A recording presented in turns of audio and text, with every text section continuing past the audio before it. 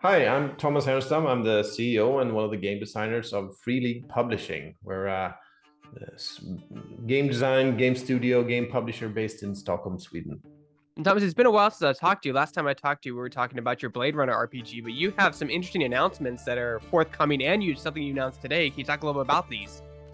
Sure, yeah. I mean, today we announced finally, it's been in the works for quite a long time, but the 5e adaptation of a new second edition of the One Ring, which is of course, the well-renowned tabletop role-playing game based on the Lord of the Rings and that. So this is the Lord of the Rings role-playing is the official name, and that's the new 5e adaptation. So anyone who wants to play in Middle Earth with the 5e rules, you will find everything you need in this book.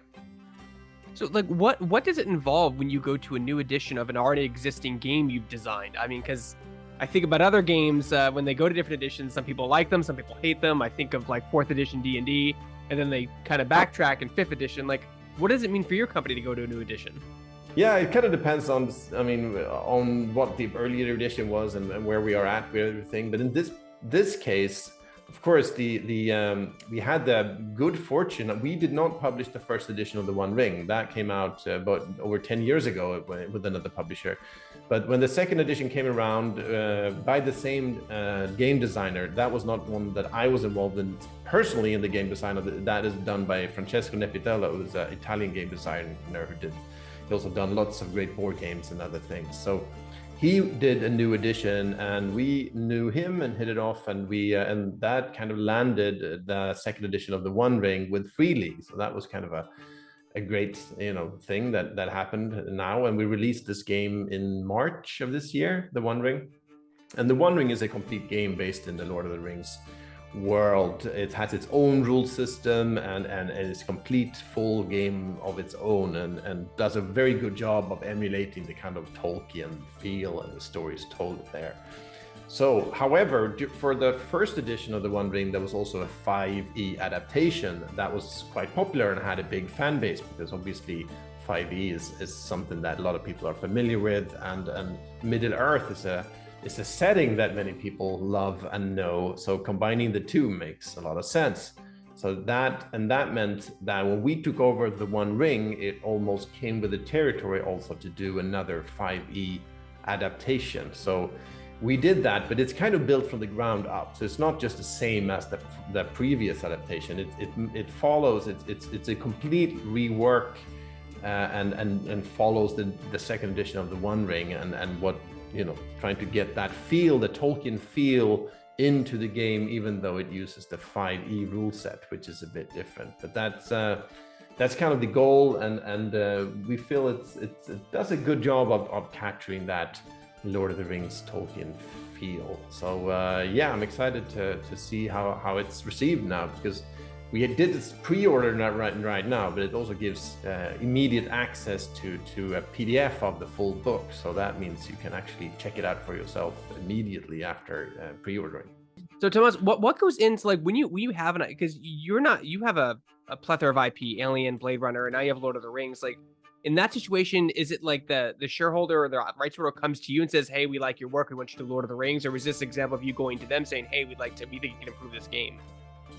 Yeah, it can work in a lot of different ways. I mean, for Alien and Blade Runner, it was very much us from Free League approaching the license owner. I mean, in these cases, that we really want to do this thing. We had, someone who works in licensing who helped us, finding the right, connections, and can kind of showcase what we had done before and make a case that we could actually turn this iconic IP, Alien, Blade Runner, into a tabletop RPG. So that very much came from us. I think for the One Ring, it was a bit different. It was more like I mentioned that there was a previous edition designed by Francesco, and then we kind of just got to know him, and that kind of landed in us actually publishing the second edition of the game. So in that sense, it was more of we kind of moved together towards each other from different, just hit it off, as game creators. So that was a bit of a different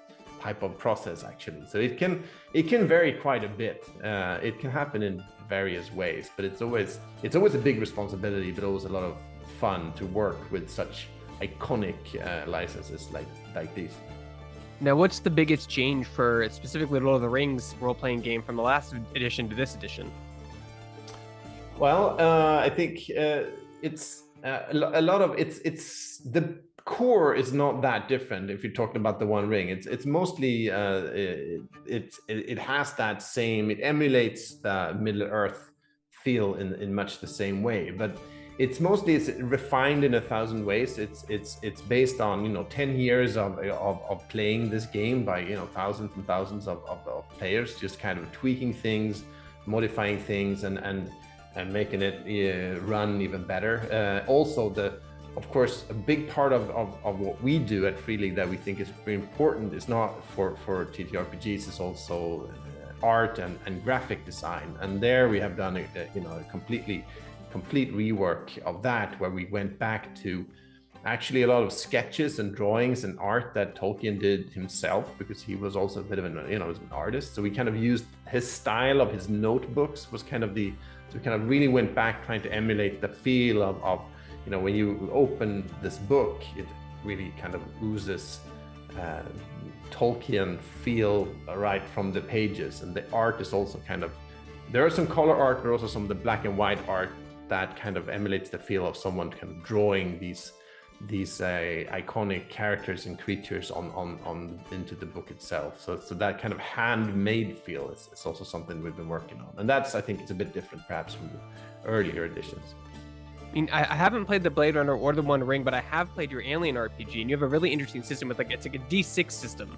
Like, yeah. What goes into deciding what kind of dice mechanics you're going to use for a game? Because people familiar with D20 is probably the most popular one, but there's also D6, there's D8. Fantasy Flight has their own custom dice system. Like, when does that process start to come up, whether it's a brand new game or a new edition? Like, if you're going to change the dice system? Yeah, it's always it's a process. I mean, we started out, one of the first games that we did, the first one we did in English for the sort of international market was Mutant Year Zero, and that was a post-apocalyptic game and for that one we came up with this D6 based dice pool system, and that has turned out to be, it was never really the plan from the start, but it kind of turned out to be kind of a house system for us. So we but it's only the very core that we have kept. So it's quite different from Mutant Year Zero to Alien to Blade Runner. They share a common core of the game mechanic, but it's very different. And what we always try to do is kind of emulate the essence as we see it of that particular franchise or whatever it can be, film, books. So for Alien, it's all about, it's a horror game, so it's always about raising tensions, and you have the stress dice that kind of give a palpable representation of the rising tension that will then spiral out of control into kind of frenzy of panic. And that is driven through by the game mechanics themselves. For Blade Runner, it's much more of a mystery solving investigation type game, which with a lot of kind of existential and moral issues mixed in. So there we have a game design and a game system that kind of enforces and enhances those themes. So it's we usually stick to the same core, but then try to change how it's actually implemented to work with the specific game in question. And how did you work with your community based off your new version of Lord of the Rings? When we talked about Blade Runner, you had like an open playtest system where you have family and friends and other people have PDFs that you're working on, betas, if you will.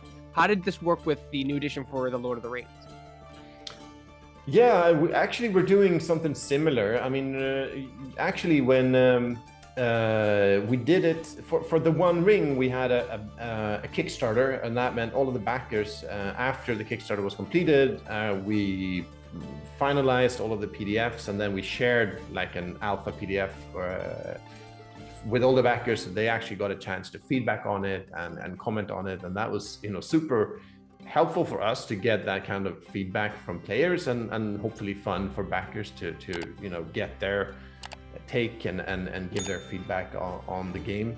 And we're doing something similar now for the Lord of the Rings role-playing for 5e, is that this is a pre-order that's running now, but immediately after a pre-order is placed, you actually get the full PDF sent to you. So you get it right away, you get the full game. That's the whole thing in PDF form. So but we have not yet sent it to print. So there is the opportunity for everyone who pre-orders to feedback. We have special forum threads for that, where you can go and report anything you think is a bit odd, or if you just have an opinion on the game or whatever you feel about it, you can go there. And there is a chance that, if you have good feedback, we'll definitely take all of that into account before anything is finalized and sent to print. So that's a process we have for most of our games now. That I think it's extremely useful to get that feedback from thousands of players before you actually commit anything to print. Because even though we do, of course, internal play testing and proofreading and all of that,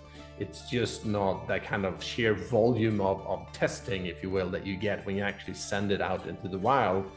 It cannot be replaced by internal testing completely. So it's been super useful, I think, and hopefully fun for players too. For viewers out there that may not know, can you kind of go into what goes into making a very large role-playing game book, like from inception to when you're actually like sending it off to get printed? Yeah, that's a big process. It can take, easy. I think Alien and Blade Runner at least took about, closer to 2 years, I think, and that, of game design work. And it's usually it starts out. It can go in different ways, but we usually do a lot of very early on. It's just very much of an open brainstorm where we just throw ideas around.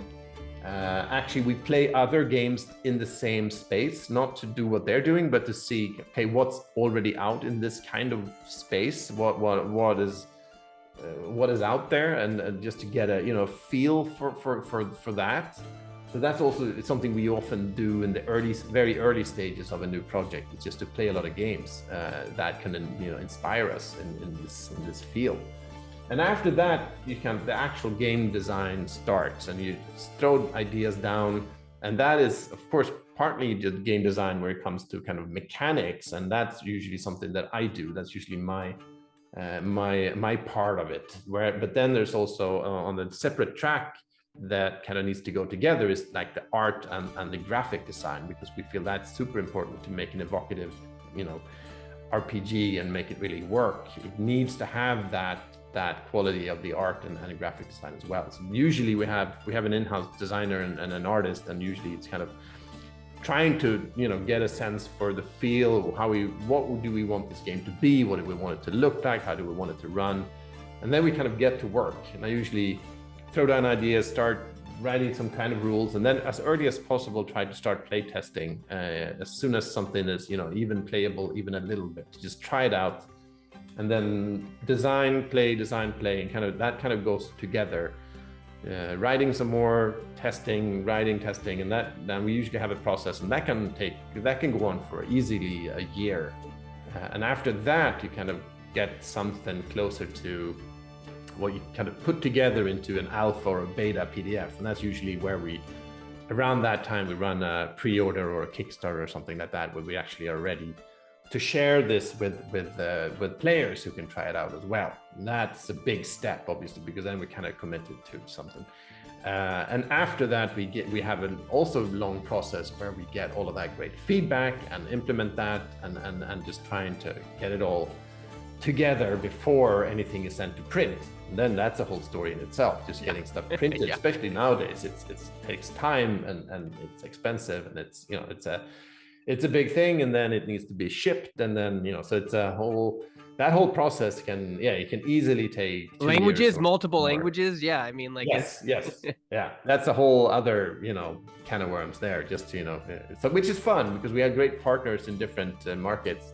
We have partners in France, Italy, Spain, everywhere, in Germany, and who publish games for their market. So that's also part of the process, definitely. And then when the game's out, that it doesn't end, because of course you want to support the game, produce modules and expansions for it, and then it's just the whole thing just keeps going from there. But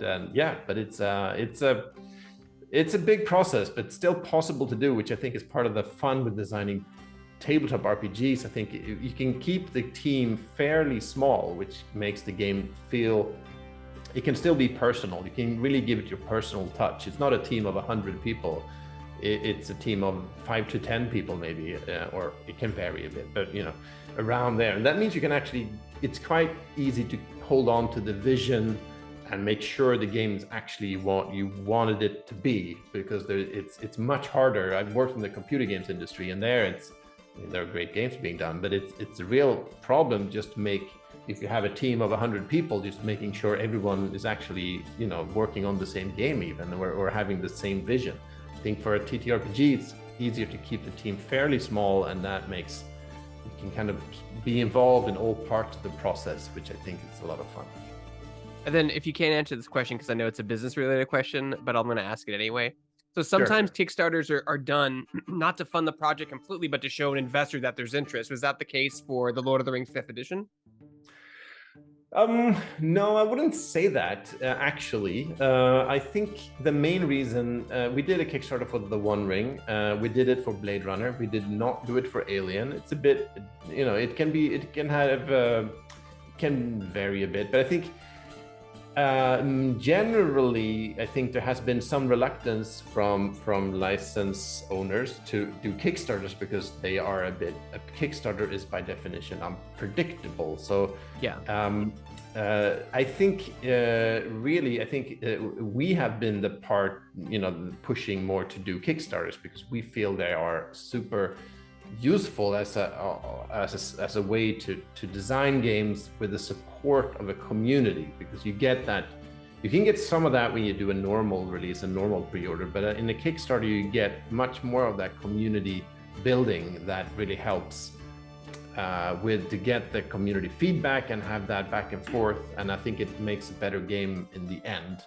And we also, in a way, something we do use a Kickstarter for in all projects, not only these licensed ones, is not to, usually we know we want to do a game, even though, so usually it's not a case where we cannot do the game at all, and that we need to go Kickstarter with.